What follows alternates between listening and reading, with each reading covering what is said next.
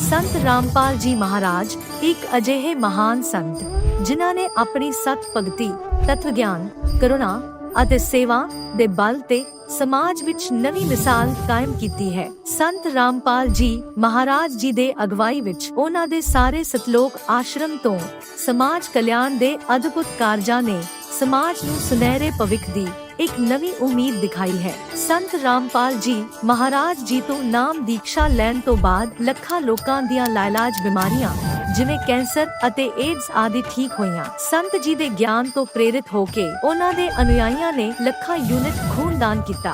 संत जी ने ਲੱਖਾਂ भैण बेटियां दे दहेज मुफ्त विआह करवाए।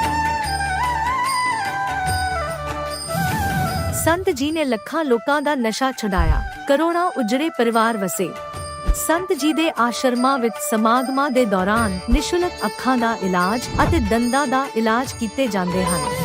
संत रामपाल जी महाराज ਵੱਲੋਂ ਸਮੇਂ-ਸਮੇਂ ਤੇ ਵਾਤਾਵਰਣ ਸੰਭਾਲ ਮੁਹਿੰਮ ਦੇ ਤਹਿਤ ਵੱਡੇ ਪੱਧਰ ਤੇ ਰੁੱਖ ਲਗਾਏ ਜਾਂਦੇ ਹਨ। ਸੰਤ ਜੀ ਨੇ ਲੋੜਵੰਦਾਂ ਨੂੰ ਤੁਰੰਤ ਸਹਾਇਤਾ ਪਹੁੰਚਾਉਣ ਲਈ ਮੁਫਤ ਐਂਬੂਲੈਂਸ ਸੇਵਾ ਸ਼ੁਰੂ ਕੀਤੀ। संत जी अपने अनुयायियों ਨੂੰ ਦੇ ਦਾਨ ਲਈ ਪ੍ਰੇਰਿਤ ਕਰਦੇ ਹਨ, ਜਿਸ ਨਾਲ ਮਾਨਵਤਾ ਦੀ ਸੇਵਾ ਅਤੇ ਸਿਹਤ ਸੇਵਾਵਾਂ ਦੇ ਖੇਤਰ ਵਿੱਚ ਸੁਧਾਰ ਹੋ ਸਕੇ। संत रामपाल जी महाराज जी दे सारे आश्रमां विच हर रोज मुफ्त भंडारा आयोजित किया जाता है, जिथे हर धर्म, हर वर्ग ਅਤੇ हर जात दे लोग इकट्ठे बैठ के भोजन करते हैं।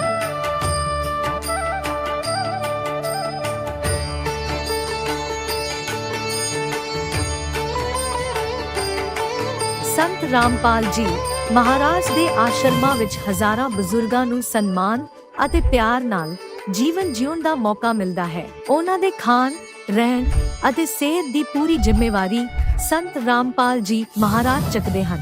ਅਨਾਥ ਬੱਚਿਆਂ ਲਈ ਸੰਤ ਰਾਮਪਾਲ ਜੀ ਮਹਾਰਾਜ ਦੇ ਸਾਰੇ ਆਸ਼ਰਮ ਕਿਸੇ ਵਰਦਾਨ ਤੋਂ ਘੱਟ ਨਹੀਂ ਹਨ। ਇੱਥੇ ਉਹਨਾਂ ਨੂੰ ਪੜ੍ਹਾਈ, ਸੰਸਕਾਰ ਅਤੇ ਭਵਿੱਖ ਲਈ ਬਿਹਤਰ ਮੌਕੇ ਪ੍ਰਦਾਨ ਕੀਤੇ ਜਾਂਦੇ ਹਨ। ਚਾਹੇ ਹੜ੍ਹ ਹੋਵੇ, ਭੂਚਾਲ ਹੋਵੇ ਜਾਂ ਮਹਾਮਾਰੀ, ਸੰਤ ਰਾਮਪਾਲ ਜੀ ਮਹਾਰਾਜ ਅਤੇ ਉਹਨਾਂ ਦੇ ਅਨੁਯਾਈ ਲੋੜਵੰਦਾਂ ਲਈ ਸਭ ਤੋਂ ਅੱਗੇ ਖੜੇ ਰਹਿੰਦੇ ਹਨ। ਕੋਵਿਡ ਮਹਾਮਾਰੀ ਦੇ ਦੌਰਾਨ ਸੰਤ ਰਾਮਪਾਲ ਜੀ ਮਹਾਰਾਜ ਦੇ ਆਸ਼ਰਮਾਂ ਤੋਂ ਕਰੋੜਾਂ ਲੋਕਾਂ ਲਈ ਖਾਣਾ, ਦਵਾਈਆਂ ਅਤੇ ਜੀਵਨ ਰੱਖਿਅਕ ਸਮੱਗਰੀ ਉਪਲਬਧ ਕਰਵਾਈ ਗਈ।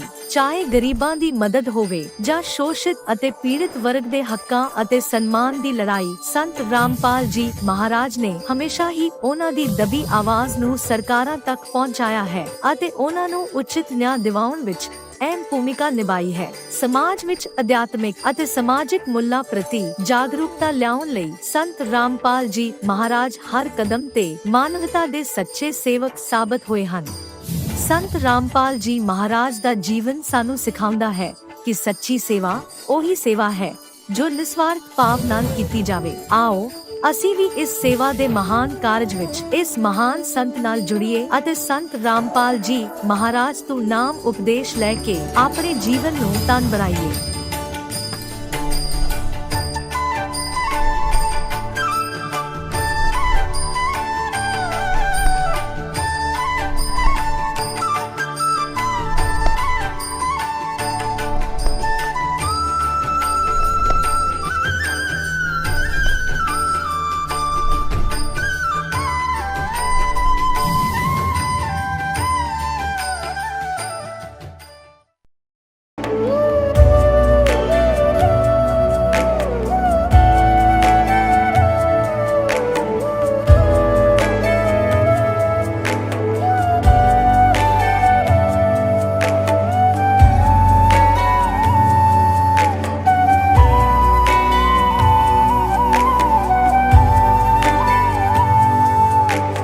जब लग गुरु मिले न सांचा, तब लग गुरु करो 10 पांचा।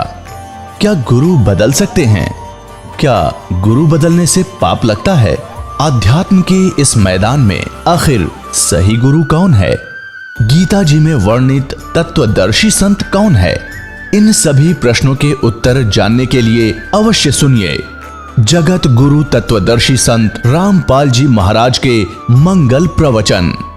नमस्कार दर्शकों, ये प्रेरणादायक कहानी भारती साहू जी की, जो छत्तीसगढ़ की निवासी हैं।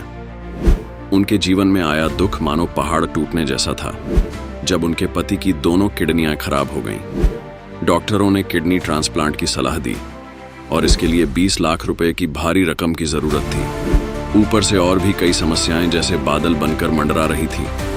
भारती जी के परिवार पर मानो आसमान ही टूट पड़ा था। उन्हें समझ नहीं आ रहा था कि अब क्या करें, कहां से इस खर्चे का इंतजाम हो। समय मानो थम सा गया था। जीवन की गाड़ी उस मोड़ पर खड़ी थी जहां से आगे का रास्ता दिखाई नहीं दे रहा था। पर कहते हैं अंधेरी रात के बाद सवेरा जरूर आता है, और यही हुआ भारती जी के साथ। एक चमत्कार, एक करिश्मा जो उनके जीवन में हुआ और जिसने उनके दुख को वरदान में बदल दिया।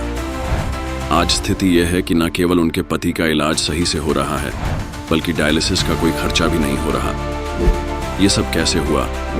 कौन सा ऐसा अनदेखा हाथ था जिसने उनकी मदद की? किस्मत ने कैसी करवट ली कि उनकी जिंदगी के सारे दुख दूर हो गए? आइए सुनते हैं भारती जी से उनके संघर्ष की यह अद्भुत कहानी, उन्हीं की जुबानी। नमस्कार जी। नमस्कार सर। क्या नाम है जी आपका? भारती साहू। भारती जी, आप कहाँ से हैं? ग्राम पलारी, जिला बलौदा बाजार, भाटापाड़ा, छत्तीसगढ़ से। भारती जी संत रामपाल जी महाराज जी से कब जुड़े? 29 दिसंबर 2021। संत रामपाल जी महाराज जी से जुड़ने से पहले आप क्या भक्ति साधनाएं करती थीं? हिंदू धर्म में जितने भी देवी देवता है, शिव जी, विष्णु जी, दुर्गा जी और गणेश जी, और मतलब जितने भी देवी देवता हैं, हनुमान जी, सबकी भक्ति करते थे। तो फिर क्या कारण बना कि आप संत रामपाल जी महाराज जी की शरण में आईं? पहले तो मतलब पता ही नहीं था गुरु जी, मतलब संत रामपाल जी महाराज के बारे में। हस्बैंड का जब तबीयत खराब हुआ तो एक हमारे रिश्तेदार मतलब है जो मतलब संत रामपाल जी महाराज जी से गुरु दीक्षा प्राप्त किए हैं। उन्होंने मतलब बताया कि एक मतलब परमात्मा धरती पर आए हुए हैं, उनसे नाम दीक्षा लेकर के मतलब अपना जो स्थिति है वो सुधर सकती है। तो मतलब पहले तो हमारी मतलब सासू माँ ने आकर के नाम दीक्षा लिया। उसके बाद जब हमको मतलब बताए तो हम लोग पहले उनका मतलब विरोध करते थे कि हमको मतलब इतना सारा मतलब हर चीज़ का भक्ति किए हैं, कोई लाभ नहीं मिल रहा है, तो इसमें क्या मतलब लाभ होगा, ऐसा है करके हम लोग पहले मतलब उनका विरोध करते थे। उसके बाद जब सासू माँ ने संत रामपाल जी महाराज जी से नाम दीक्षा ले लिया, उसके बाद हम लोगों को बोले कि मतलब आप लोग भी सत्संग सुना करो करके।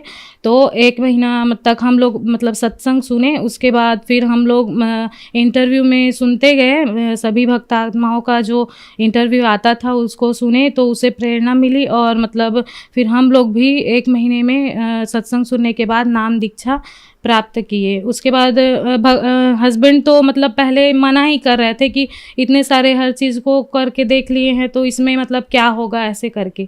उसके बाद जब मैं मतलब बोलते गई और उनके भी मन में आया, फिर वो भी मतलब मान गए। फिर हम दोनों जा कर के फिर नाम दीक्षा प्राप्त किए। संत रामपाल जी महाराज जी से जुड़ने के बाद आपको क्या लाभ मिले? संत रामपाल जी महाराज जी से नाम दीक्षा लेने के बाद जो मेरा मतलब महिलाओं का जो वो होता है मासिक धर्म वाला प्रॉब्लम, वो मेरा मतलब मंथली कंटिन्यू नहीं आता था। लेकिन मतलब संत रामपाल जी महाराज जी के शरण में जाने के बाद सद्भक्ति करने से मेरा वो परेशानी दूर हुई।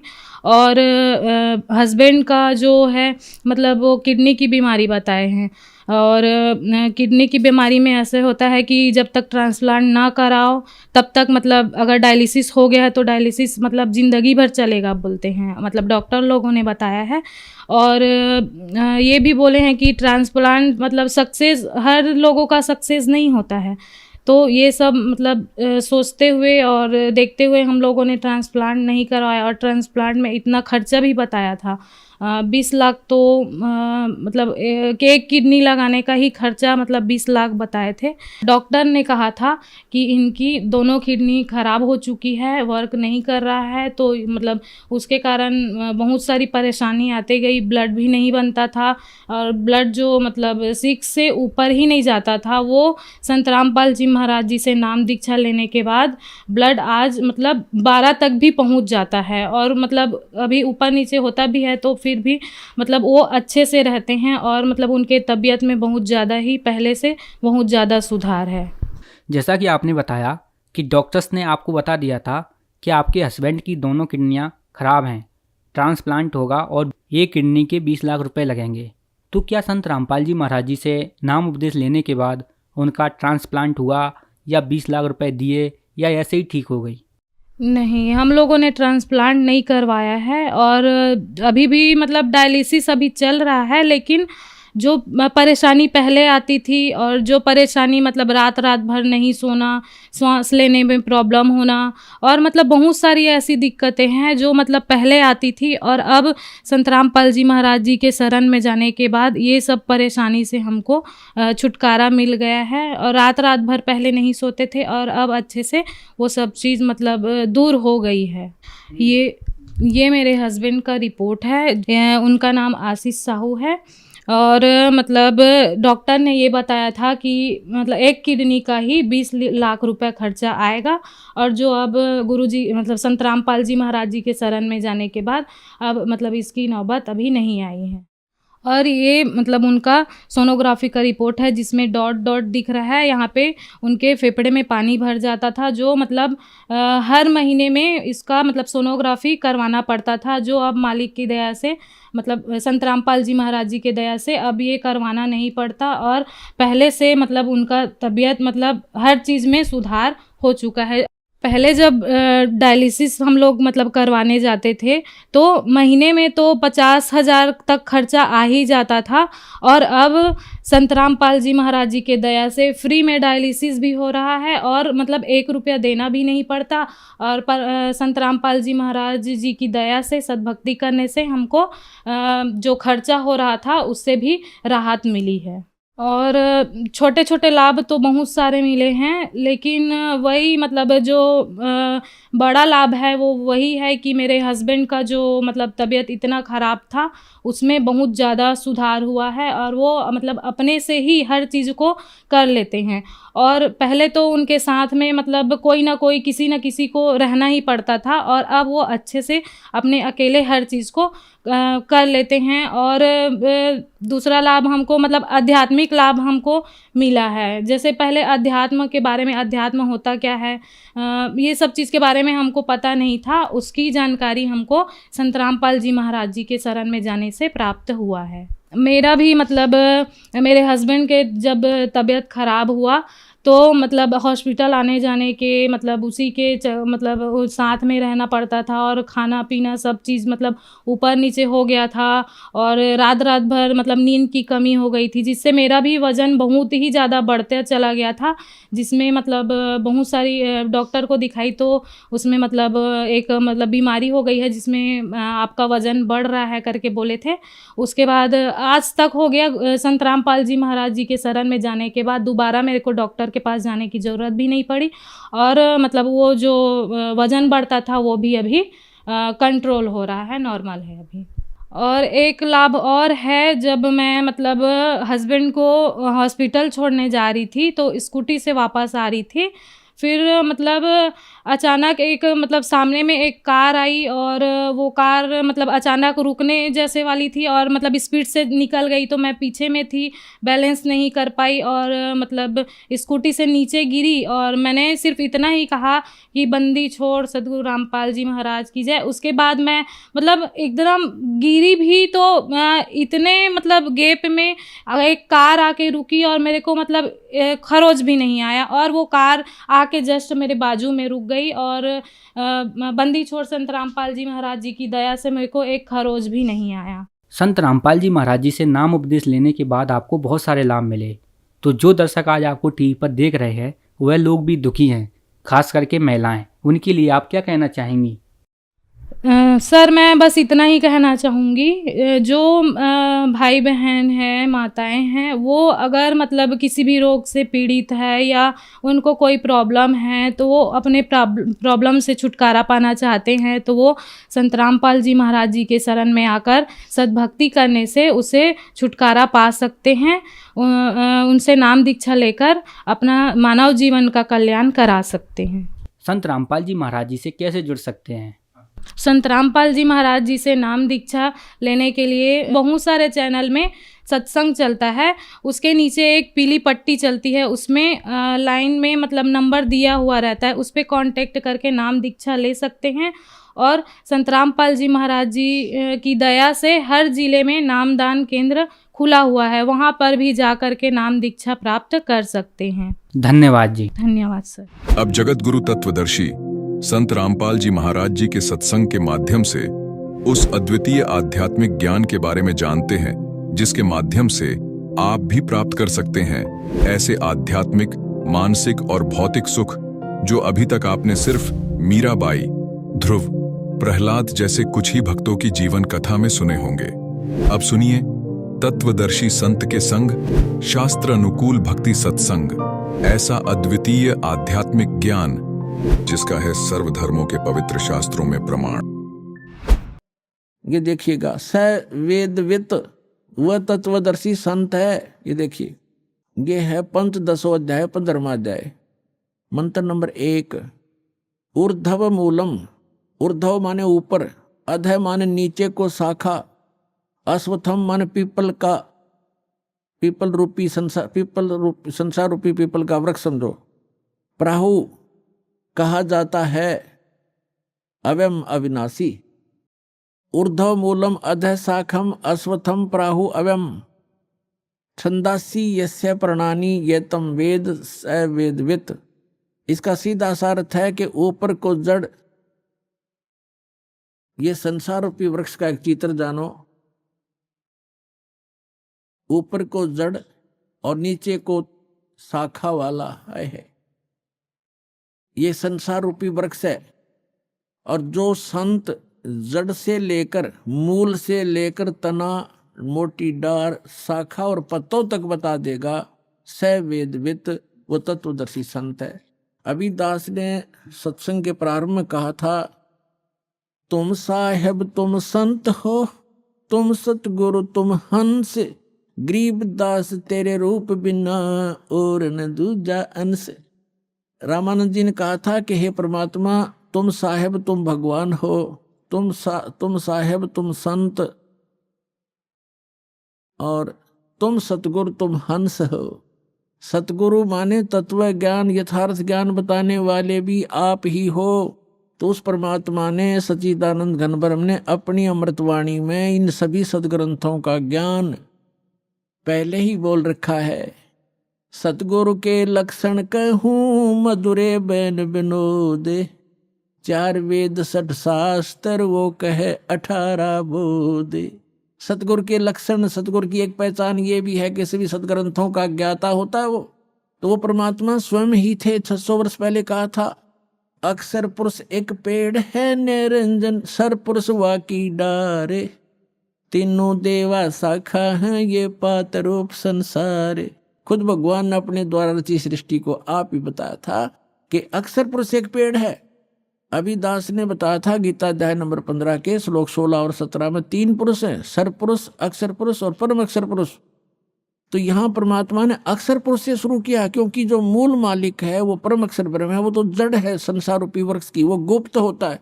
जड़ें हिडन होती हैं, पृथ्वी में छुपी रहती हैं, और सब काम वहीं से हो रहा है। तो ऐसे वो परमात्मा तो प्रोक्ष है, गुप्त है। उसने, परमात्मा ने अपने को छोड़कर इस सेंटेंस, इस वाणी में अक्षर पुरुष, ज्योति निरंजन सर पुरुष और तीनों देवता, रजगुण ब्रह्मा, सतगुण विष्णु, तमगुण शिव जी और पत्तों की जानकारी इस वाणी में दिया। क्या कहा है कबीर? अक्षर पुरुष एक पेड़ है। ये देखो, अक्षर पुरुष एक पेड़ है, सर पुरुष कहो इसको, निरंजन कहो, सर पुरुष वा की डार और तीनों देवा शाखा है पात रूप संसार। तो वो परमात्मा सतगुरु थे, और खुद वो सत्ता ज्ञान देने के लिए आते ही आते हैं, ये वेद बताते हैं। अब उन्होंने क्या बताया है देखिएगा, परमात्मा ने यहां से स्टार्ट किया है, अपने को छुपा कर कहा है अक्षर पुरुष एक पेड़ है, जो जमीन से बाहर दिखाई देता है सारा वृक्ष कहलाता है। अक्षर पुरुष एक पेड़ है, ये तना, ये सर अक्षर पुरुष समझो, और सर पुरुष वा की डार, ये मोटी डार, और तीनों देवा शाखा हैं पाते रूप संसारे। अब यहां परमात्मा ने स्पष्ट कर दिया अपने को छुपा दिया कि अक्सर वो मूल मालिक तो है ही, वो दास भेज दिया ये बताने के लिए कि वो जड़ कौन है, वो परम अक्षर ब्रह्म है। ये देखिएगा इस चित्र के अंदर ये लिखा है स्पष्ट, ये देखो ये मूल है, पूर्ण ब्रह्म कहो, परमेश्वर कहो, और ये है परम अक्षर ब्रह्म, ये परम अक्षर ब्रह्म है। ये जड़ जो है ये परम अक्षर ब्रह्म को समझो, ये मूल है उस संसार रूपी वृक्ष की। और वो है कौन, ये देखिएगा इधर, पूर्ण ब्रह्म कबीर साहेब, ये कबीर परमेश्वर परम अक्षर ब्रह्म है। ये है संसार रूपी वृक्ष की जड़। और ये अक्षर पुरुष एक पेड़ है, सरपुरुष वा की डार, और तीनों देवा शाखा है ये पात्र।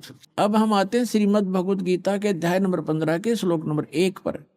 ऊर्ध्व मूलम अधः शाखम। गीता ज्ञान दाता ने केवल इतना बताया है, ऊपर को जड़, नीचे न शाखा वाला ये संसार रूपी उल्टा लटका हुआ संसार रूपी वृक्ष समझो, पीपल का वृक्ष रूप। और छंदासी यस्य प्रणानी, यस्य माने इसके, छंद माने विभागों को, सब भागों को, पार्ट्स को, यह तम वेद, इसके पत्ते आदि जो छंद हैं, इसके विभाग हैं, उनको जो जानता है, उस अज्ञान अंधकार में छपे हुए इस संसार रूपी वृक्ष के सभी विभागों को जो जानता है, स वेदवित, वह वेद के तात्पर्य को जानने वाला है, वो तत्वदर्शी संत है। देखना पंचदशों अध्याय 15वां अध्याय श्रीमद् भगवद गीता का। आदि पुरुष परमेश्वर मूल वाले। अब यहां इन्होंने गड़बड़ कर दिया, यहां तो ठीक लिख दिया, यहां लिख दिया अधः शाखम, ब्रह्मा रूप मुख्य शाखा वाले, ये गलत कर दिया। अधः माने नीचे शाखा वाले लिखना था। अब देखो ये 2 नंबर मंत्र है गीता का 15वें अध्याय का, इसमें अधः 2 बार लिखा है अधः, और इसका अनुवाद इन्होंने किया यहां पर देखो, अधः माने नीचे और अधः माने नीचे।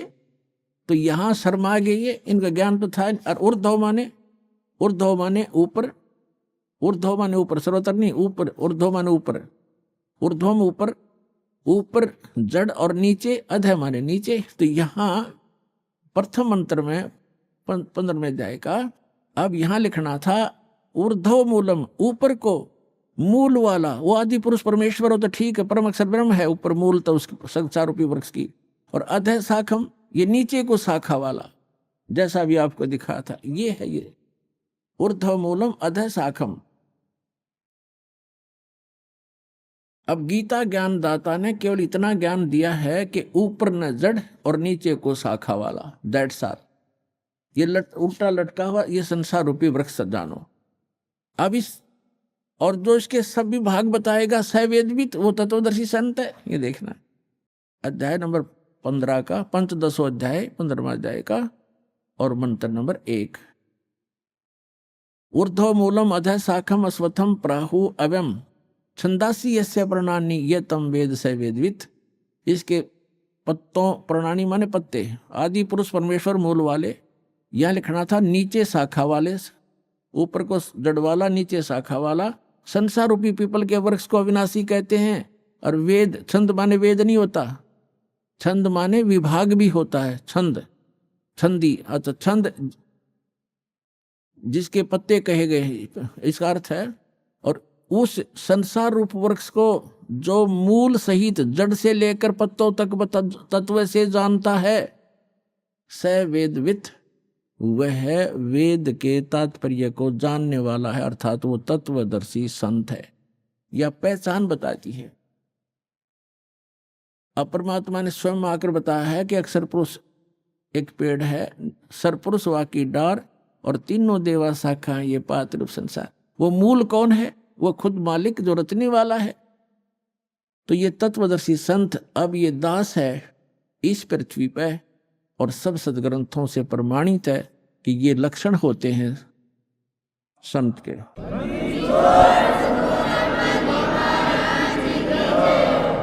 अब इसमें क्या बताया है 15वें अध्याय के 4 श्लोक में, 3 4 में स्पष्ट कर दिया है कि जिस समय वो तत्वदर्शी संत मिल जाए और वो तत्व ज्ञान बतावेगा, उस तत्व ज्ञान रूपी शस्त्र के द्वारा इस अज्ञान रूप उलझी हुई गुत्थी को काट कर, अर्थात अच्छी तरह समझकर उसके पश्चात परमेश्वर के उस परम पद की खोज करनी चाहिए, जहां जाने के बाद साधक फिर लौटकर कभी संसार में नहीं आते।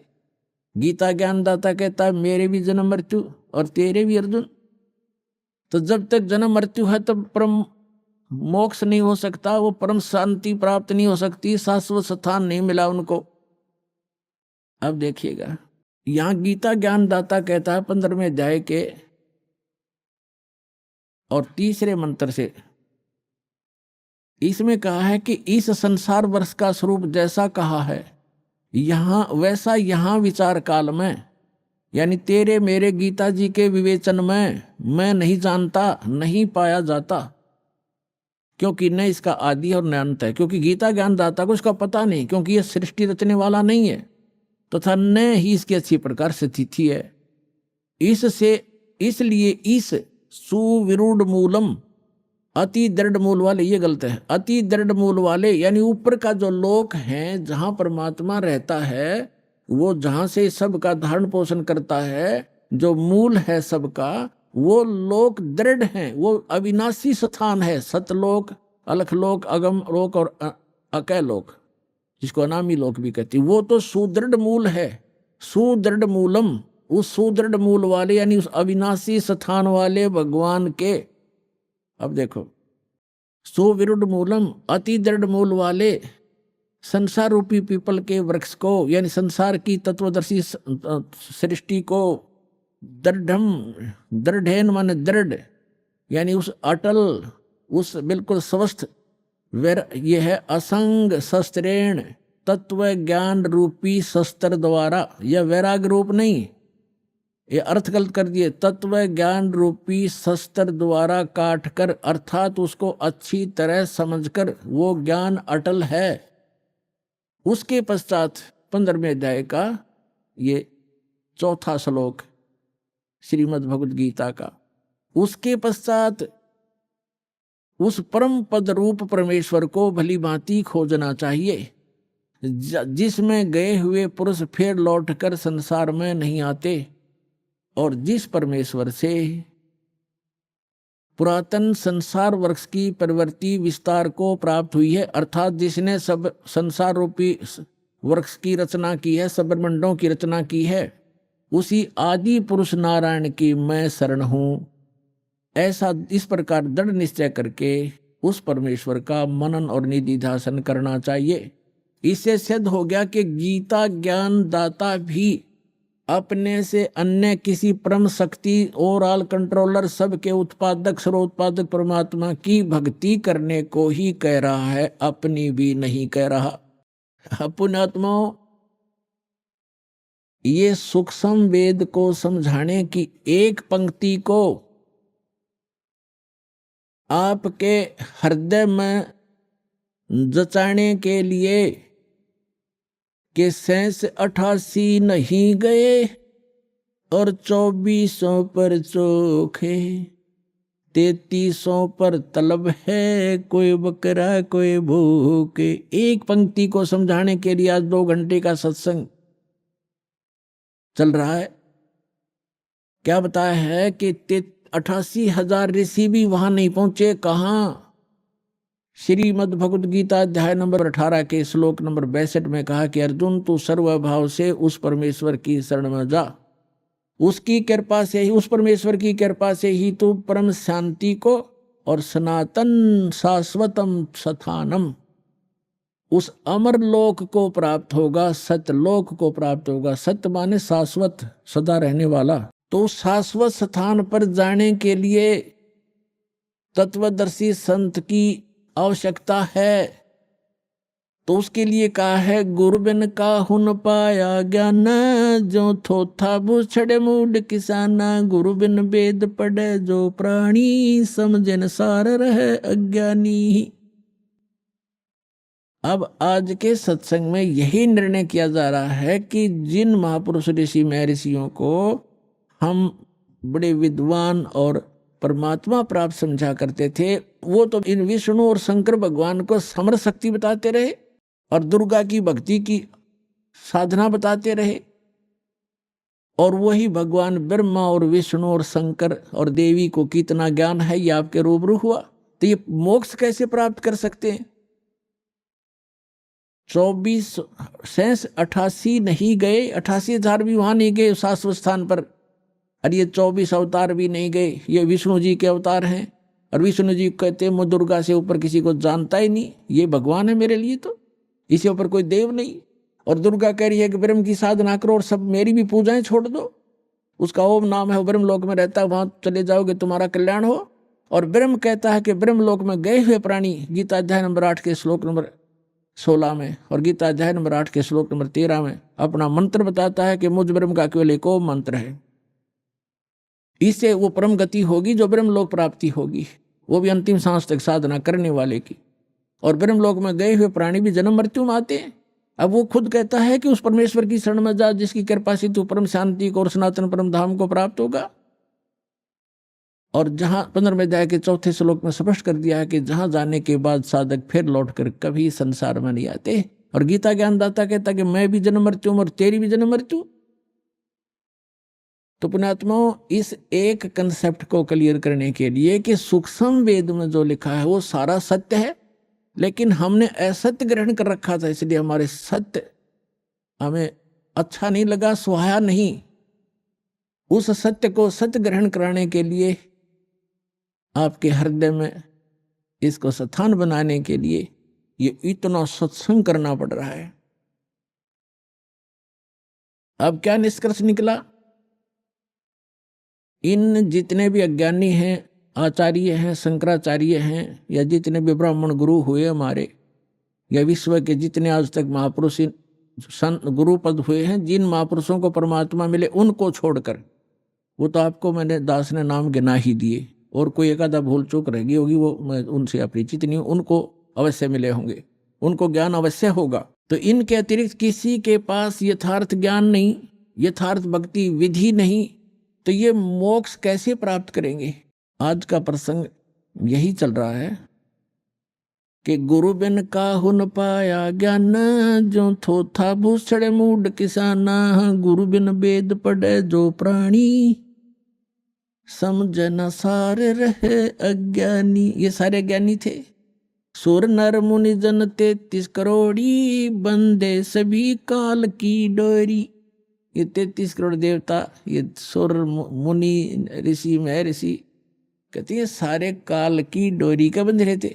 और ये जितने भी आज तक के आचार्य शंकराचार्य हमारे हुए हैं धर्मगुरु, इनसे पूछिएगा कि गीता अध्याय नंबर 18 के श्लोक नंबर 62 में गीता ज्ञानदाता अपने से अन्य किस परमेश्वर की शरण में जाने को कह रहा? तो ये क्या हमें मीठी गोली दिया करते थे? अपने ही बारे में कह रहे हैं श्री कृष्ण ही, श्री कृष्ण से ऊपर कोई भगवान नहीं, स्वयं कृष्ण भगवान, स्वयं भगवान श्री कृष्ण भगवान स्वयं, ये सब कुछ अपने बारे में कह रहे। इनमें अकल है कोई? और आज तक ये हमें मूर्ख बना रहे थे। श्रीमद् भगवद गीता अध्याय नंबर 18 और अंतिम अध्याय है ये। अंतिम अध्याय के ये लास्ट के अंतिम ही मंत्र हैं। श्रीमद् भगवद गीता अध्याय नंबर 18 के श्लोक 61 से लेकर और 66 तक निर्णय हो गया। गीता ज्ञानदाता कहता है कि वो परमात्मा सभी प्राणियों को कर्मानुसार यंत्र के द्वारा, यंत्र की तरह चलाता, घुमाता है। फिर बता 18वें अध्याय के 62वें श्लोक में कि अर्जुन तू सर्वभाव से उस परमेश्वर की शरण में जा, उसकी कृपा से तू, उसी परमेश्वर की कृपा से तू परम शांति को और सनातन परम धाम को प्राप्त होगा। अब पीछे सारा निर्णय दे ही दिया कि मेरा भी जन्म मृत्यु है, तेरा भी जन्म मृत्यु है, मेरी साधना करेगा। 8वें अध्याय के 13वें श्लोक में बता दिया मेरा एक ओम मंत्र है। 8वें अध्याय के प्रथम मंत्र में अर्जुन ने पूछा कि हे भगवान, आपने 7वें अध्याय के 29वें श्लोक में ये कहा है कि मेरे आश्रित होकर, आश्रित का अर्थ है कि मैंने, गीता ज्ञानदाता कहता है कि तत्वदर्शी संत की खोज जो कर लेता है मेरे निर्देशानुसार, चौथे अध्याय के 32 और 34 में बताया, इस ज्ञान को आश्रय कर लेता है, वो जरा मरण मोक्ष से छूट, जरा और मरण, जरा माने वृद्धावस्था, मरण माने मृत्यु, वृद्धावस्था के दुख और मृत्यु के दुख से जो छूटने का प्रयत्न करते हैं वे उस तत्ब्रह्म को जान चुके हैं और सारे अध्यात्म ज्ञान से परिचित हैं और सभी कर्मों से वो परिचित हैं। वही व्यक्ति, वही साधक जरा माने वृद्धावस्था के दुख से, बुढ़ापे के दुख से और मृत्यु के दुख से छूटने का प्रयत्न करते। तो गीता ज्ञानदाता ने, अर्जुन ने पूछा गीता ज्ञानदाता से 8वें अध्याय के प्रथम मंत्र में कि किम तत्ब्रह्म, वो तत्ब्रह्म क्या है ऐसा जिसको जानने के बाद फिर यहाँ संसार की कोई वस्तु की डिमांड नहीं करता या किसी वस्तु की चाह नहीं रहती, केवल जरा और मरण से ही छूटने का प्रयत्न करते हैं। किम तत्ब्रह्म 8वें अध्याय के 3रे श्लोक में उत्तर दिया गीता ज्ञानदाता ने कि वो परम अक्षर ब्रह्म है, गीता ज्ञानदाता से अन्य है। गीता अध्याय नंबर 15 के श्लोक नंबर 16 और 17 में 3 पुरुष हैं। एक सरपुरुष ये ब्रह्म है, अक्षर पुरुष ये परब्रह्म है, जो संसार रूपी वृक्ष का तना है वो अक्षर पुरुष, जिसको परब्रह्म भी कहते हैं। ब्रह्म से नेक्स्ट ब्रह्म, पर माने दूसरा, और सरपुरुष ये ब्रह्म है। इनकी कितनी मलकियत है, कितनी प्रभुता है। यह सरपुरुष जिसको सरब्रह्म भी कहते हैं, संतों ने इसको काल ज्योत स्वरूपी निरंजन भी कहा है। ये केवल 21 ब्रह्मांड का प्रभु है, स्वामी है।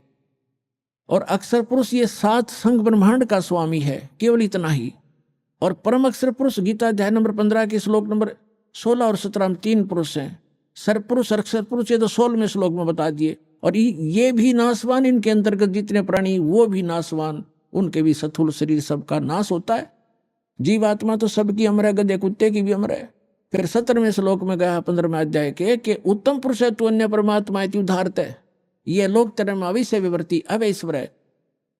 वो उत्तम पुरुष यानी पुरुषोत्तम, वो पुरुषोत्तम तो कोई और है जो तीनों लोकों में प्रवेश करके और सबका धारण पोषण करता है, जो परमात्मा कहलाता है, जो वास्तव में अविनाशी है। गीता ज्ञानदाता कहता है कि वो है पुरुषोत्तम, इन दोनों से अन्य है। अब यहाँ पुण्यात्माओं 15वें अध्याय के 18वें श्लोक में ये विचलित कर देंगे अज्ञानी आपको। ये कहेंगे कि परमात्मा खुद कह रहा गीता ज्ञानदाता कि मैं लोक वेद में पुरुषोत्तम प्रसिद्ध हूँ।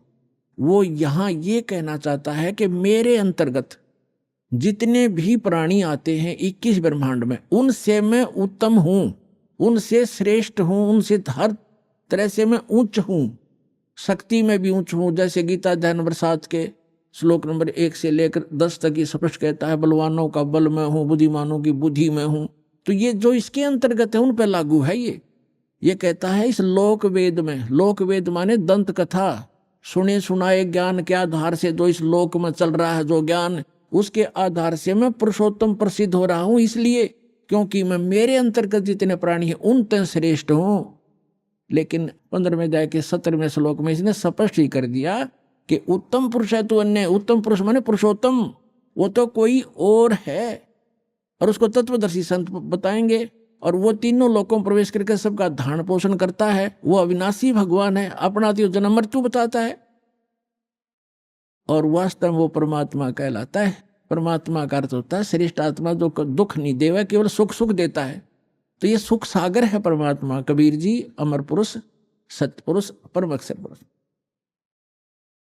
तो यहां गीता अध्याय नंबर 8 के श्लोक नंबर 5 और 7 में गीता ज्ञानदाता कहता है कि मेरी साधना कर। 8वें अध्याय के 13वें श्लोक में इसने बता दिया मेरा तो ओम अक्षर है, ओम एक अक्षर है, नथिंग एल्स।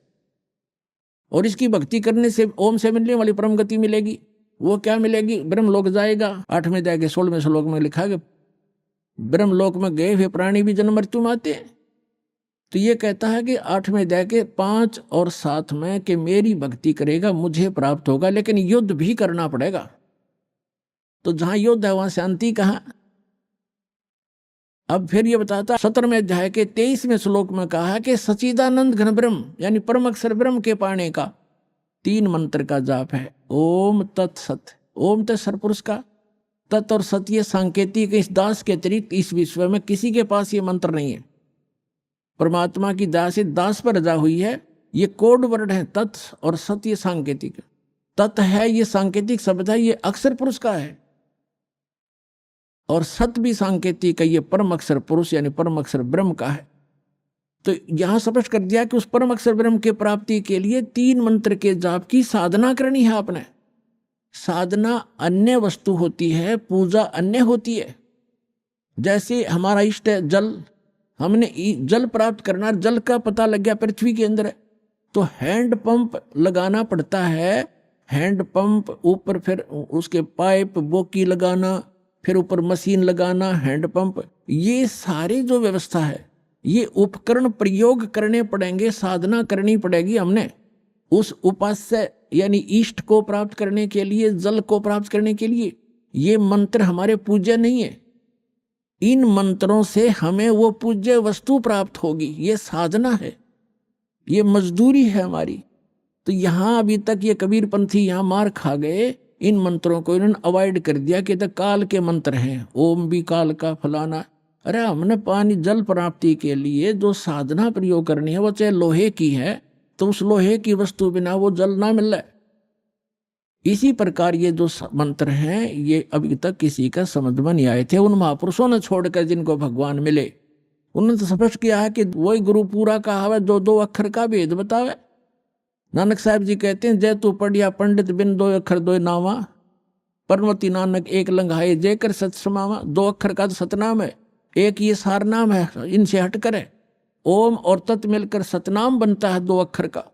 इसकी श्वास और उश्वास से साधना करनी होती है, और सत जो है वो सार नाम है, वो अलग है। इन सब की साधना करनी पड़ती है। 17 में जाके 23वें श्लोक में श्रीमद् भगवद गीता में गीता ज्ञानदाता बता रहा है कि सच्चिदानंद घन ब्रह्म के पाने का केवल ओम तत्सत ये 3 मंत्र के जाप का निर्देश है, नथिंग एल्स, और कोई नहीं। निर्देश माने फाइनल डायरेक्शन, इसके अतिरिक्त कुछ नहीं। अब यहाँ 8वें अध्याय के 5 और 7 में तो अपने विषय में बता दिया कि मेरी साधना करेगा मुझे प्राप्त होगा, लेकिन युद्ध करना पड़ेगा। तो युद्ध करना जहाँ पड़ गया वहाँ शांति कहाँ। फिर 8वें अध्याय के 8, 9, 10 3 मंत्रों में स्पष्ट किया गीता ज्ञानदाता ने कि उस परम अक्षर ब्रह्म की भक्ति करोगे तो उसी के पास जाओगे। उसकी साधना का मंत्र बता ही दिया, वो ओम तत्सत। तत् और सत ये सांकेतिक है, ये खुद नहीं जानता गीता ज्ञानदाता। उसके लिए 4थे अध्याय के 32 और 34 में स्पष्ट कर दिया है मंत्र में कि जो सच्चिदानंद घन ब्रह्म अपने मुख कमल से, परम अक्षर ब्रह्म स्वयं आते हैं यहाँ पर, वो काल पुरुष, और अपने मुख कमल से यथार्थ ज्ञान और यथार्थ भक्ति विधि बताते हैं। उसके अंदर विस्तार से कही गई है वो धार्मिक अनुष्ठानों की जानकारी, यज्ञों की। यज्ञ माने धार्मिक अनुष्ठान, साधनाएं। उसको जानने के बाद साधक फिर पूर्ण मोक्ष प्राप्त कर जाता है। उसके लिए तत्वदर्शी संतों के पास जाने के लिए गीता ज्ञानदाता कहता है। इसे सिद्ध है कि गीता ज्ञानदाता न तो तत्व ज्ञान से परिचित, और तत्व ज्ञान गीता ज्ञानदाता से अन्य है, और वो तत्वदर्शी संत भी अन्य है। तो वो ये दास है, रामपाल दास, आज विश्व में इस तत्व ज्ञान से परिचित।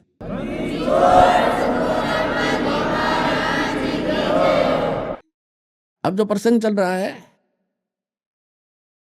कि गीता, श्रीमद् भगवद गीता अध्याय नंबर 18 का अंतिम अध्याय है, और 61 से लेकर और 66 तक ये निर्णायक ज्ञान है। आगे तो कुछ और बातें हैं, वो भक्ति से संबंधित नहीं है।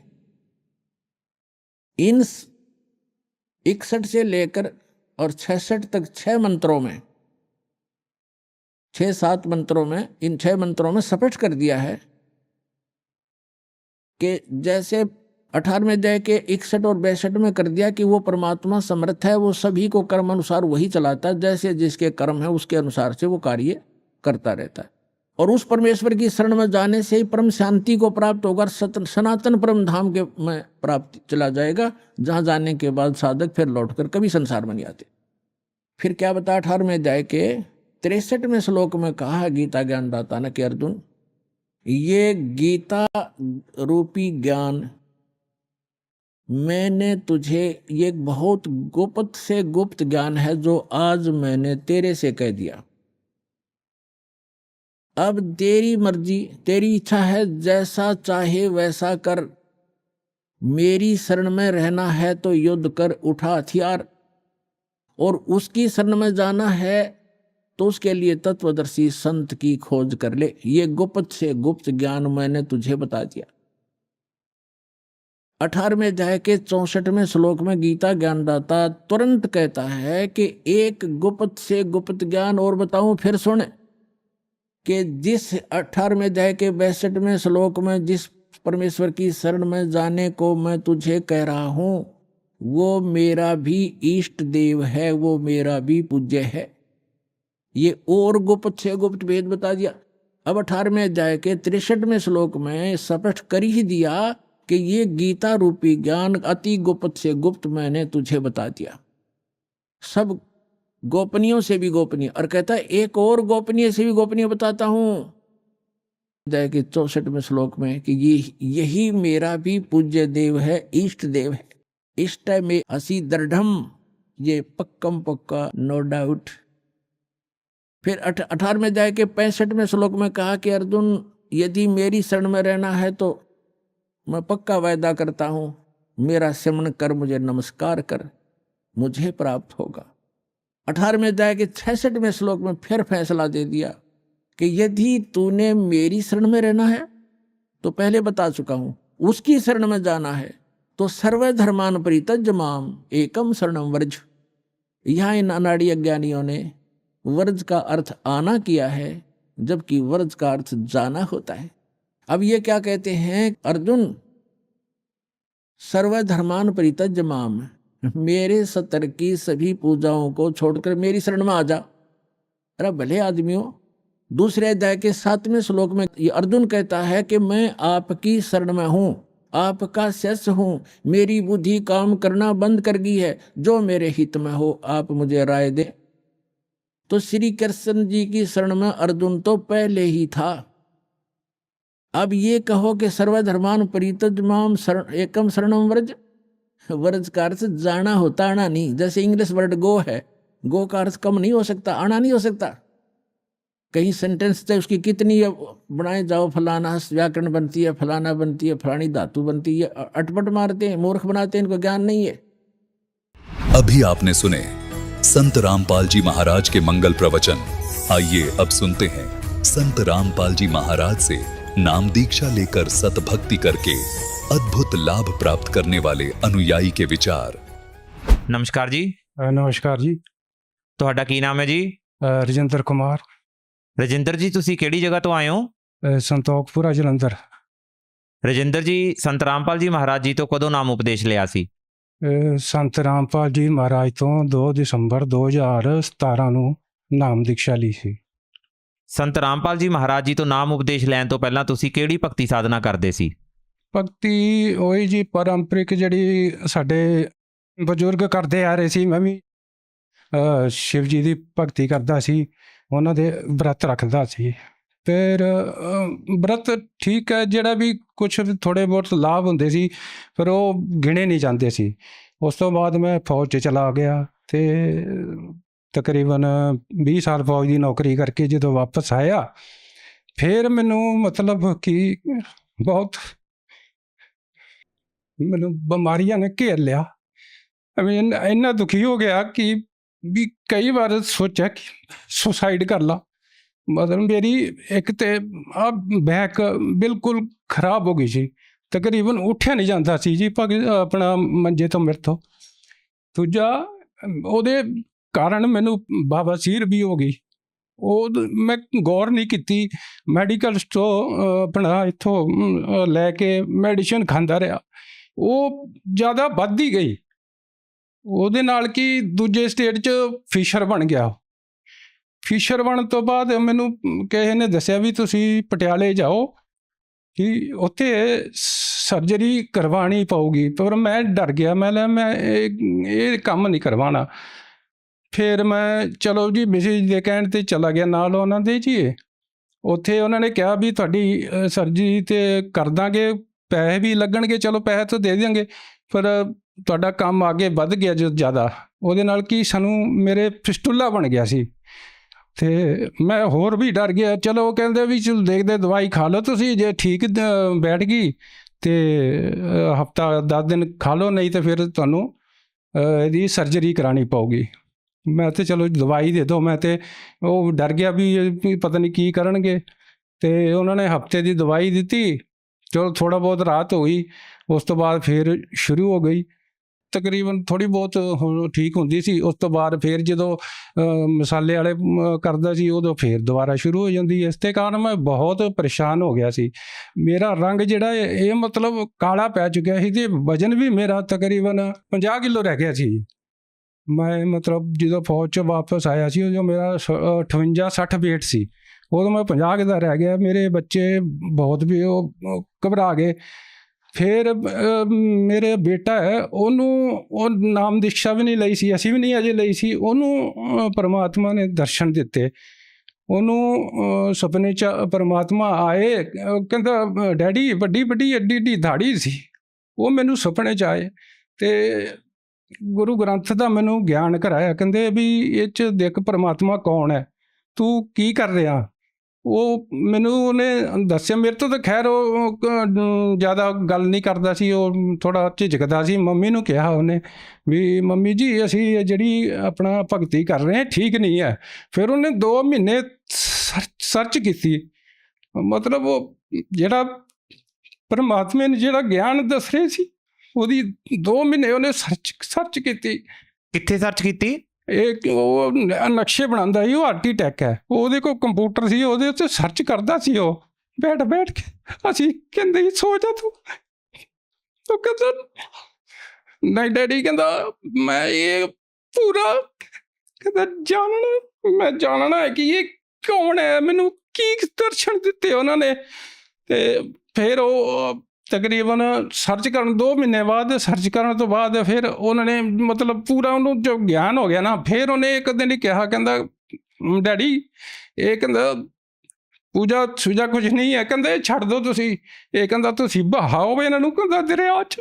ਮੈਂ ਕਿਹਾ ਯਾਰ ਕਮਾਲ ਦੀ ਗੱਲ ਕਰਦਾ ਤੂੰ, ਇਹ ਵੀ ਅਸੀਂ ਇਹਨਾਂ ਨੂੰ ਕਿਵੇਂ ਛੱਡ ਦਈਏ ਨੇ, ਸਾਡੇ ਤੇ ਪੂਜਾ ਇਹਦੇ ਕਰਦੇ ਆ। ਕਹਿੰਦਾ ਨਹੀਂ ਡੈਡੀ ਭਗਤੀ ਇਹੀ ਹੈ ਸਹੀ। ਅਤੇ ਅੱਗੇ ਸਾਨੂੰ ਉੱਥੇ ਨਾਮਦਾਨ ਲੈਣ ਵਾਸਤੇ ਉਹਨਾਂ ਨੇ ਪਟਿਆਲੇ ਗੱਲ ਕੀਤੀ। ਫਿਰ ਕਹਿੰਦੇ ਭਗਤ ਜੀ ਤੁਸੀਂ ਆ ਜਾਓ ਨਾਮਦਾਨ ਲੈ ਲਓ। ਫਿਰ ਅਸੀਂ 2 ਦਸੰਬਰ 2017 ਨੂੰ ਪਰਮਾਤਮਾ ਦੇ ਚਰਨਾਂ 'ਚ ਲੱਗੇ। ਸੰਤ ਰਾਮਪਾਲ ਜੀ ਮਹਾਰਾਜ ਜੀ ਤੋਂ ਨਾਮ ਉਪਦੇਸ਼ ਲੈਣ ਤੋਂ ਬਾਅਦ ਤੁਹਾਨੂੰ ਕੀ ਲਾਭ ਪ੍ਰਾਪਤ ਹੋਏ? ਲਾਭ ਤੇ ਪਰਮਾਤਮਾ ਦੇ ਚਰਨ ਤੋਂ ਆਉਣ ਤੋਂ ਬਾਅਦ 4 ਮਹੀਨੇ ਮੈਨੂੰ ਇੰਨੀ ਮਤਲਬ ਉਹ ਇਹ ਮੇਰੀ ਜਿਹੜੀ ਪਿੱਠ ਦੀ ਦਰਦ ਸੀ ਨਾ, ਉਹ ਪਰਮਾਤਮਾ ਨੇ ਪਤਾ ਨਹੀਂ ਕਿੱਥੇ ਗੈਪ ਕਰਤੀ। ਦੂਜਾ ਬਾਬਾ ਸੀਰ ਤੇ ਮੇਰੀ ਪਤਾ ਵੀ ਨਹੀਂ ਚੱਲਿਆ ਵੀ ਹੈ ਮੈਨੂੰ ਸੀ ਵੀ ਕਿ ਨਹੀਂ। ਅਤੇ ਮੈਂ ਮਤਲਬ 1-2 ਕਿਲੋ ਵਜ਼ਨ ਨਹੀਂ ਚੱਕ ਸਕਦਾ ਸੀ। ਉਦੋਂ ਕੀ ਕਣਕ ਲੈ ਰਹੇ ਸੀ ਅਸੀਂ, ਉਹ ਕਣਕ ਸੁਟਾਈ ਮੈਂ ਬੋਰੀ ਚੱਕ ਕੇ ਐਂ ਲਿਆਂਦੀ ਬਾਹਰੋਂ। ਅਤੇ ਕਹਿੰਦਾ ਮੰਮੀ ਨੂੰ, ਕਹਿੰਦਾ ਡੈਡੀ ਦੇਖ, ਮੰਮੀ ਨੂੰ ਕਹਿੰਦਾ ਪਰਮਾਤਮਾ ਉਹਦੇ ਬਹੁਤ ਮੈਨੂੰ ਲਾਭ ਦਿੱਤੇ। ਇੱਕ ਵਾਰੀ ਕੀ ਹੋਇਆ, ਮੈਂ ਮਤਲਬ ਫੌਜ ਤੋਂ ਰਿਟਾਇਰ ਹੋਣ ਤੋਂ ਬਾਅਦ ਡਿਊਟੀ ਕਰਦਾ ਸੀ ਸਿਕਿਉਰਿਟੀ ਗਾਰਡ ਦੀ। ਉੱਥੇ ਮੈਨੂੰ ਕਮਰਾ ਮਿਲਿਆ ਹੋਇਆ ਸੀ। ਉੱਥੇ ਕਮਰੇ 'ਚ ਮੈਂ ਵਰਦੀ ਲਾ ਕੇ ਰੱਖਦਾ ਹੁੰਦਾ ਸੀ, ਅਤੇ ਉੱਪਰ ਛੱਤ 'ਤੇ ਜਿਹੜਾ ਪੱਖਾ ਹੈ ਉਹ ਤਕਰੀਬਨ ਮਤਲਬ ਜੇ ਮੰਜੇ ਤੇ ਚੜ੍ਹ ਕੇ ਨਾ, ਮੈਂ ਜਦੋਂ ਨਾਪਿਆ ਸੀ ਨਾ, ਇਹ ਇੱਥੇ ਆਉਂਦਾ ਸੀ ਉਹਦੇ ਪਰ, ਇੱਥੇ ਜੀ। ਅਤੇ ਉਹ ਦਿਨ ਪਤਾ ਨਹੀਂ ਕੀ ਹੋਇਆ, ਮੈਂ ਕਾਹਦੇ ਵਾਸਤੇ ਚੜ੍ਹ ਗਿਆ ਮੰਜੇ 'ਤੇ, ਪੱਖਾ ਵੀ ਚੱਲ ਰਿਹਾ। ਉਹਦੇ ਚੜ੍ਹਨ ਤੋਂ ਬਾਅਦ ਜਦੋਂ ਮੈਨੂੰ ਇਹਦੇ ਇੱਥੇ ਵੱਜਿਆ ਨਾ ਪਰਾਂ ਦੇ ਵਾਲਾਂ 'ਤੇ, ਮੈਂ ਇੱਕਦਮ ਥੱਲੇ ਜਿਹੇ ਹੋ ਗਿਆ। ਜਦੋਂ ਮੈਂ ਪੱਖਾ ਬੰਦ ਕੇ ਉਹ 4 'ਤੇ ਫਿਰ ਚੜ੍ਹਿਆ, ਉਹ ਜਿਹੜੇ ਪਰ ਸੀ ਨਾ ਮੇਰੇ ਇੱਥੇ ਆ ਰਹੇ ਸੀ। ਪਰਮਾਤਮਾ ਨੇ ਤੇ ਆ ਕਰਤੀ, ਨਹੀਂ ਤੇ ਉਹ ਸਿਰ ਪਾੜ ਦਿੰਦਾ ਮੇਰਾ। ਦੂਜਾ ਦੀ ਆਪਣੇ ਪਰਮਾਤਮਾ ਤੋਂ ਬਾਕੀ ਲਾਭ ਦਿੰਦੇ ਰਹੇ ਸੀ। ਦੂਜੀ ਮੈਨੂੰ ਥੋੜ੍ਹਾ ਬਹੁਤ ਮਗਜਾ ਜਾਂਦਾ ਸੀ। ਮੈਂ ਮਤਲਬ ਕਦੇ ਥੋੜ੍ਹਾ ਬਹੁਤ ਹੋ ਜਾਂਦਾ ਸੀ ਪਰਿਵਾਰ ਦੇ ਵਿੱਚ। ਪਰਮਾਤਮਾ ਨੇ ਦਰਸ਼ਨ ਦਿੱਤੇ ਮੈਨੂੰ 2-3 ਵਾਰੀ ਪਰਮਾਤਮਾ ਨੇ ਦਰਸ਼ਨ ਦਿੱਤੇ। ਤੁਸੀਂ ਪਰਮਾਤਮਾ ਕਿਹਨੂੰ ਕਹਿ ਰਹੇ ਹੋ? ਤਤਵਦਰਸ਼ੀ ਸੰਤ ਰਾਮਪਾਲ ਜੀ ਮਹਾਰਾਜ ਨੂੰ। ਉਹ ਸਾਡੇ ਵਾਸਤੇ ਪਰਮਾਤਮਾ ਹੈ, ਜਿਨ੍ਹਾਂ ਨੇ ਇੰਨਾ ਬਚਾਇਆ ਆਪਣੇ ਬੇਟੇ ਨੂੰ, ਬਿਮਾਰੀ ਦੂਰ ਕੀਤੀ। ਅਤੇ ਉਹ ਰਾਤ ਨੂੰ ਸੁਪਨਾ ਆਇਆ ਕਿ ਜਿਵੇਂ ਇੱਕ ਉਹ ਕੈਲੰਡਰ ਵੀ ਹੈਗਾ, ਉਹ ਮੈਂ ਦੱਸਿਆ ਉਹਨਾਂ ਨੂੰ। ਮੈਂ ਕਿਹਾ ਪਰਮਾਤਮਾ ਦਾ ਕੈਲੰਡਰ ਐਸੇ ਉੱਥੇ ਨਾ ਜਿਵੇਂ ਉਹਦੇ ਬਾਅਦ ਚ ਦੱਸਿਆ ਮੈਂ ਵੀ ਆਹ ਮੈਨੂੰ ਦਿਸੇ ਪਰਮਾਤਮਾ ਨੇ ਆਹ ਦਰਸ਼ਨ ਦਿੱਤੇ, ਬੇਟਾ ਵੀ ਤੂੰ ਆਪਣਾ ਸਹੀ ਭਗਤੀ ਕਰ ਰਿਹਾ, ਤੂੰ ਕਰਦਾ ਰਿਹਾ। ਉਹ ਉੱਥੇ ਸਮੁੰਦਰ, ਜਿਵੇਂ ਸਮੁੰਦਰ ਹੈ ਨਾ ਐ ਖੜੇ ਪਰਮਾਤਮਾ ਉੱਥੇ, ਜਿਵੇਂ ਉਹ ਕੀ ਕਹਿੰਦੇ ਉਹ ਜਿਹੜੇ ਮਿੱਟੀ ਦੇ ਭੱਠੇ ਨਹੀਂ ਹੁੰਦੇ, ਉਹਨਾਂ 'ਚ ਜਿਹੜੀ ਖਾਈ ਨਹੀਂ ਹੁੰਦੀ ਹੈ, ਉਹ ਜੇ ਖਾਈ ਸੀ ਮਿੱਠੀ ਲਾਲ ਲਾਲ ਮਿੱਟੀ ਸੀ, ਉਹਨਾਂ ਦੇ ਉੱਪਰ ਐ ਪਰਮਾਤਮਾ ਜੀ ਐ ਆਪਣਾ ਉਹ ਖੜੇ ਸੀ ਤੇ ਨਾਲ ਦਰਿਆ ਚੱਲ ਰਿਹਾ ਸੀ। ਤੇ ਮੈਂ ਉੱਥੇ ਭਗਤ ਸਾਰੇ ਜਾ ਕੇ ਪ੍ਰਣਾਮ ਕਰ ਰਹੇ ਸੀ, ਮੈਂ ਵੀ ਪਿੱਛੋਂ ਜਾ ਕੇ ਮੈਂ ਕਿਹਾ ਮੈਨੂੰ ਵੀ ਕਰ ਲੈਣ ਦਿਓ, ਮੈਂ ਵੀ ਪਿੱਛੇ ਰਹਿ ਗਿਆ, ਮੈਨੂੰ ਕਰ ਲੈਣ ਦਿਓ। ਪਰਮਾਤਮਾ ਜਦੋਂ ਚਰਨਾਂ ਨੇ ਹੱਥ ਲਾਇਆ ਨਾ ਪਰਮਾਤਮਾ ਦੇ, ਉਹ ਚਰਨ ਦੇਖੇ ਨਾ ਮੈਂ, ਜਦੋਂ ਮੈਂ ਹੱਥ ਛੂਹਿਆ ਨਾ, ਮੈਂ ਉਹ ਪਰਮਾਤਮਾ ਜਿਵੇਂ ਉਹ ਰੂਈ ਨਹੀਂ ਹੁੰਦੀ ਉਹ ਮੈਨੂੰ ਵਰਗੇ ਲੱਗੇ ਚਰਨ। ਮੈਂ ਸਵੇਰੇ ਆ ਕੇ ਇਹਨਾਂ ਨੂੰ ਡਿਊਟੀ 'ਤੇ ਸੀ, ਮੈਂ ਸਵੇਰੇ ਆ ਕੇ ਕਿਹਾ ਭਗਤਮਤੀ ਨੂੰ, ਮੈਂ ਕਿਹਾ ਇੱਦਾਂ ਇੱਦਾਂ ਮੈਨੂੰ ਪਰਮਾਤਮਾ ਨੇ ਦਰਸ਼ਨ ਦਿੱਤੇ ਤੇ ਚਰਨ ਉਹਨਾਂ ਦੇ ਐਂ ਲੱਗੇ ਜਿਵੇਂ ਰੂਈ ਦੇ ਹੁੰਦੇ। ਤੇ ਉਹ ਜਦੋਂ ਕੈਲੰਡਰ ਇੱਕ ਦਿਨ ਲੈਣ ਗਏ ਅਸੀਂ, ਕੈਲੰਡਰ ਉਹੀ ਕੈਲੰਡਰ ਮੈਨੂੰ ਸਾਹਮਣੇ, ਮੈਂ ਆਹ ਦੇਖੋ ਇਹੀ ਆਪਣਾ ਪਰਮਾਤਮਾ ਨੇ ਦਰਸ਼ਨ ਦਿੱਤੇ ਸੀ ਮੈਨੂੰ। ਉਸ ਤੋਂ ਬਾਅਦ ਫਿਰ ਮੇਰੇ ਜਦੋਂ ਇਹ ਗਰਦਨ 'ਚ ਸਰਵਾਈਕਲ ਹੋ ਗਿਆ ਸੀ ਤੇ ਪਰਮਾਤਮਾ ਨੇ ਫਿਰ ਦਰਸ਼ਨ ਦਿੱਤੇ ਮੈਨੂੰ। ਉੱਥੇ ਜਿਵੇਂ ਪਹਾੜ ਜਿਹੇ ਹੁੰਦੇ ਆ ਪੱਥਰ ਪਾਸੇ, ਕਹਿੰਦਾ ਪੁੱਤ ਪ੍ਰਣਾਮ ਕਰ ਤੂੰ। ਮੈਨੂੰ ਕੋਈ ਘੱਟੋ ਘੱਟ 10 ਪ੍ਰਣਾਮ ਪਰਮਾਤਮਾ ਨੇ ਕਰਾਏ। ਕਹਿੰਦਾ ਬੇਟਾ ਪ੍ਰਣਾਮ ਕਰ, ਠੀਕ ਹੋ ਜਾਣਗਾ, ਪ੍ਰਣਾਮ ਕਰ, ਠੀਕ ਹੋ ਜਾਏਗਾ। ਵੀ ਇਹ ਚਮਤਕਾਰ ਹੋਏ ਜੀ ਸਾਡੇ ਨਾਲ। ਜਿਵੇਂ ਕਿ ਤੁਸੀਂ ਦੱਸਿਆ ਵੀ ਤੁਸੀਂ ਫੌਜ ਦੇ ਵਿੱਚ ਰਹੇ ਹੋ, ਕੀ ਉਸ ਦੌਰਾਨ ਕੋਈ ਨਸ਼ਾ ਵੀ ਕਰਦੇ ਸੀ? ਹਾਂਜੀ, ਫੌਜ 'ਚ ਤੇ ਪਤਾ ਹੀ ਹੈ ਇਹ ਕਿ ਇਹ ਨਸ਼ਾ ਤੇ ਚੱਲਦਾ ਹੀ ਰਹਿੰਦਾ। ਮਤਲਬ ਬੀੜੀ ਵੀ ਪੀ ਲੈਂਦਾ ਸੀ ਤੇ ਕੀ ਕਹਿੰਦੇ ਉਹਨੂੰ ਜਰਦਾ ਵੀ ਖਾ ਲੈਂਦਾ ਸੀ, ਤੇ ਥੋੜ੍ਹਾ ਬਹੁਤ ਡਰਿੰਕ ਕਰਦਾ ਸੀ, ਪਰ ਮਤਲਬ ਜ਼ਿਆਦਾ ਨਹੀਂ ਕਰਦਾ, ਕਿਉਂ ਜ਼ਿਆਦਾ ਮੇਰੇ ਤੋਂ ਉਹ ਨਹੀਂ ਹੁੰਦੀ, ਮੈਨੂੰ ਉਲਟੀ ਆ ਜਾਂਦੇ ਸੀ। ਉਹ ਪਰਮਾਤਮਾ ਦੀ ਸ਼ਰਨ ਤੋਂ ਬਾਅਦ ਮੈਂ ਸਾਰੇ ਪਰਮਾਤਮਾ ਨੇ ਛੁਡਾਤੇ, ਸਾਰੇ ਨਸ਼ੇ ਪੱਤੇ ਤੋਂ ਦੂਰ ਹੋ ਗਿਆ ਜੀ। ਜਿਵੇਂ ਕਿ ਤੁਸੀਂ ਦੱਸਿਆ ਵੀ ਸੰਤ ਰਾਮਪਾਲ ਜੀ ਮਹਾਰਾਜ ਜੀ ਦੀ ਸ਼ਰਨ 'ਚ ਆਉਣ ਤੋਂ ਪਹਿਲਾਂ ਤੁਸੀਂ ਨਸ਼ਾ ਵੀ ਕਰਦੇ ਸੀਗੇ ਤੇ ਤੁਹਾਡੇ ਸਰੀਰਕ ਬਿਮਾਰੀਆਂ ਵੀ ਬਹੁਤ ਸਾਰੀਆਂ ਸੀਗੀਆਂ। ਸੰਤ ਰਾਮਪਾਲ ਜੀ ਮਹਾਰਾਜ ਜੀ ਤੋਂ ਨਾਮ ਉਪਦੇਸ਼ ਲੈਣ ਤੋਂ ਬਾਅਦ ਚੋਂ ਤੁਹਾਡਾ ਨਸ਼ਾ ਪੂਰਨ ਤੌਰ 'ਤੇ ਛੁੱਟ ਗਿਆ, ਤੁਸੀਂ ਸਰੀਰਕ ਬਿਮਾਰੀਆਂ ਤੋਂ ਤੁਹਾਨੂੰ ਛੁਟਕਾਰਾ ਮਿਲ ਗਿਆ ਤੇ ਤੁਸੀਂ ਹੁਣ ਸੁਖੀ ਜੀਵਨ ਜੀ ਰਹੇ ਹੋ। ਭਗਤ ਸਮਾਜ ਨੂੰ ਕੀ ਸੰਦੇਸ਼ ਦੇਣਾ ਚਾਹੁੰਦੇ ਹੋ? ਭਗਤ ਸਮਾਜ ਨੂੰ ਦੇਖੋ ਜੀ, ਪਰਮਾਤਮਾ ਸੰਦੇਸ਼ ਦਾ ਅਸੀਂ ਤੇ ਉਹਨਾਂ ਦੇ ਦਾਸ ਹੈ। ਫਿਰ ਵੀ ਮੈਂ ਦੱਸਣਾ ਚਾਹੁੰਦਾ, ਅੱਜ ਕੱਲ੍ਹ ਪਰਮਾਤਮਾ ਨੇ ਦੇਖੋ ਜੀ ਜਿਹੜਾ ਵੀ ਨਸ਼ਾ ਕਿੰਨਾ ਅੱਜ ਕੱਲ੍ਹ ਵੱਧ ਗਿਆ ਹੈ ਤੇ ਸਾਰੇ ਨਸ਼ੇ ਵੱਲ ਤੁਰਦੇ ਜਾਂਦੇ ਆ। ਮੈਂ ਤੇ ਉਹਨਾਂ ਨੂੰ ਇਹੀ ਕਹਾਂਗਾ ਵੀ ਆਪਣਾ ਪਰਮਾਤਮਾ ਦੀ ਭਗਤੀ ਕਰੋ, ਸੰਤ ਰਾਮਬਾਜ ਜੀ ਦੇ ਮਾਰ ਦੇ ਚਰਨਾਂ 'ਚ ਆ ਕੇ ਉਹਨਾਂ ਤੋਂ ਗਿਆਨ ਸਮਝੋ। ਗਿਆਨ ਗੰਗਾ ਪੁਸਤਕ ਆਉਂਦੀ ਹੈ, ਜਿਹਨੇ ਗਿਰਾ ਪੁਸਤਕ ਹੈ, ਮੰਗਾ ਕੇ ਪੜ੍ਹੋ ਤੇ ਆਪਣੇ ਸਤਿਗੁਰੰਤਾਂ ਨਾਲ ਮਿਲਾਪ ਕਰੋ ਤੇ ਦੇਖੋ ਸੱਚੀ ਭਗਤੀ ਕੀ ਹੈ, ਅਸੀਂ ਕੀ ਕਰ ਰਹੇ ਹਾਂ। ਸੰਤ ਰਾਮਪਾਲ ਜੀ ਮਹਾਰਾਜ ਜੀ ਤੋਂ ਨਾਮ ਉਪਦੇਸ਼ ਕਿਵੇਂ ਲਿਆ ਜਾ ਸਕਦਾ? ਸੰਤ ਰਾਮਪਾਲ ਜੀ ਦੇ ਮਹਾਰਾਜ ਤੋਂ ਅੱਜ ਕੱਲ੍ਹ ਪਰਮਾਤਮਾ ਨੇ ਬਹੁਤ ਦਇਆ ਕਰ ਰੱਖੀ ਹੈ। 500 ਦੇ ਨਾਮਦਾਨ ਸੈਂਟਰ ਖੁੱਲ੍ਹ ਰੱਖੇ ਨੇ। ਕਈ ਚੈਨਲਾਂ 'ਤੇ ਪਰਮਾਤਮਾ ਦਾ ਸੰਦੇਸ਼ ਆਪਣਾ ਸਤਸੰਗ ਆਉਂਦਾ ਹੈ, ਉਹਦੇ ਦੇ ਪਿੱਛੇ ਪੀਲੀ ਪੱਟੀ ਚੱਲਦੀ ਹੈ, ਉਹਦੇ ਦੇ ਨੰਬਰ ਆਉਂਦੇ ਆ। ਉੱਥੇ ਆਪਣਾ ਨਾਮਦਾਨ ਜ਼ਿਲ੍ਹੇ ਤੋਂ ਆਪਣਾ ਕੰਟੈਕਟ ਕਰੋ, ਉੱਥੇ ਤੁਹਾਨੂੰ ਦੱਸ ਦਿੱਤਾ ਜਾਊਗਾ ਵੀ ਜਿਹੜੇ ਜ਼ਿਲ੍ਹੇ ਦੇ ਤੁਸੀਂ, ਉੱਥੇ ਨੰਬਰ ਦੇ ਦਿੱਤਾ ਜਾਊਗਾ, ਉੱਥੇ ਜਾ ਕੇ ਪਰਮਾਤਮਾ ਦੇ ਨਾਮ ਦੀਕਸ਼ਾ ਲੈ ਸਕਦੇ ਹੋ।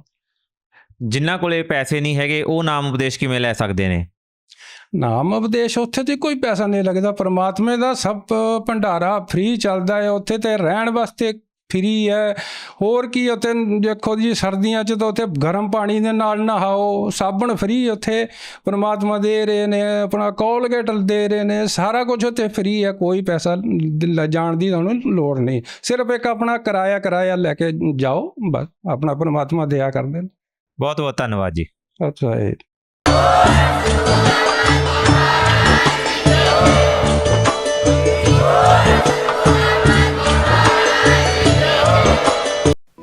आप सुन रहे थे जगत गुरु तत्वदर्शी संत रामपाल जी महाराज के मंगल प्रवचन। अधिक जानकारी के लिए संपर्क करें।